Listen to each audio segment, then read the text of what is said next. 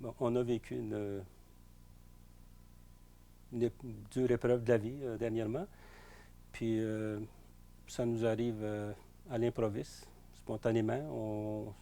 C'est pas nécessairement qu'on attend ces épreuves-là ou qu'on est préparé à vivre les épreuves de la perte d'une personne, on allait dire une personne chère, mais une personne très chère ou notre moitié, comme on dit. Puis quand ça arrive, c'est sûr qu'on se fie, on regarde les forces qu'on a en nous, on dit on est capable de passer au travers.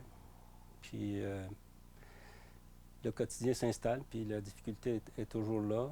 Puis c'est sûr qu'on a des proches aussi qui compatissent avec nous, qui veulent nous aider. Puis des proches, des belles-sœurs, des beaux-frères, de la famille, des amis qui s'impliquent. Mais arrive un moment où je crois que c'est tout à fait normal que les personnes ils ont quand même leur vie à vivre, ils ont leur quotidien, ils ont leurs obligations. Ils ne perdent pas de vue qu'on a une peine, qu'on a besoin on a besoin d'aide, on a besoin de support, mais avec le temps, avec les jours, les semaines, ces gens-là reprennent leurs activités, mais même si ils ont tout à fait conscience, comme je dis, que la douleur est là, que c'est une personne qu'ils aiment aussi. C'est là qu'à un moment donné, on se tourne, où des gens nous approchent qui sont... moi, j'ai rencontré des bénévoles de Paliaco lors des traitements de Joanne à l'hôpital à Sainte-Agathe. Puis les services sont offerts. Sur le coup, je dirais, ben finalement, on s'en tire assez bien, mais finalement, au bout de quelques semaines, on s'aperçoit qu'on n'arrivera pas tout seul à ça. On n'arrivera pas tout seul, on n'est pas capable d'arriver tout seul. Puis ces gens-là, moi, ils viennent, ils offrent un service, un support. C'est sûr qu'il y a un service d'accompagnement, mais un support aussi, autant pour ma conjointe Joanne qui en avait besoin aussi. Puis pour le proche aidant, qui était moi, qui finalement, j'ai dit oui, j'ai besoin d'aide parce qu'on n'arrivera pas tout seul. Puis ces gens-là se sont impliqués à fond. C'est d'avoir quelqu'un qui vient l'après-midi pour que tu peux aller faire d'autres choses, juste sortir de la maison parce que tu en as besoin.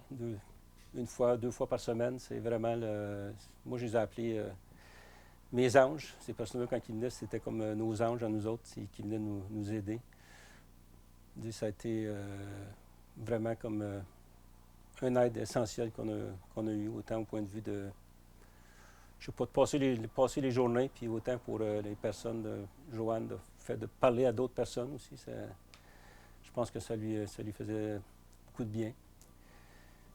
Puis après que tout ça est passé, on a toujours en mémoire de dire, regarde, ces personnes-là, je n'oublierai jamais ce qu'ils ont fait pour nous. Puis,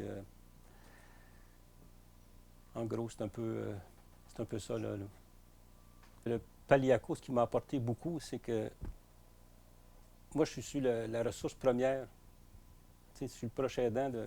Je suis marié avec Joanne depuis 40 ans. On est comme une personne. C'est elle qui est malade, qui a besoin de soins. Ça veut dire que Paliaco, ce qu'il me donne, c'est qu'il me donne la force de continuer. Parce que si je peux pas être. J'aurais pas pu vivre pendant 8, 10 mois, 1 an. Ça a duré quand même 15 mois, la maladie de Joanne, tout seul. Paliaco, ce qu'il me donnait, c'est que les journées que j'avais des répits, je sentais que j'avais quelqu'un qui m'aidait, qui pouvait prendre la place 2 fois par semaine, 2 ou 3 fois par semaine. Là, nous, d'un côté, on sort de la maison, on se ressource, puis on charge nos batteries, autrement dit. C'est ça le service de Paliaco, moi, qui m'a vraiment apporté beaucoup, c'est ce service-là. Je pense que la difficulté, des fois, de demander de l'aide, c'est autant pour la personne qui est en détresse, la personne malade qui souffre. Elle aussi, d'un côté, elle regarde alentour d'elle, elle dit, moi, là, je veux pas que ce soit mon mari ou, dans un autre cas, ma conjointe ou ma soeur ou mon frère qui hérite de la tâche de s'occuper de moi. Ce que Paliaco porte, ça apporte un répit dans un sens, autant la personne qui a besoin de ce service-là parce qu'elle sent qu'elle ne transmet pas toute sa perte d'autonomie juste sur les épaules de son conjoint ou de sa conjointe. Là-dessus, sur un côté, Paliaco apporte beaucoup.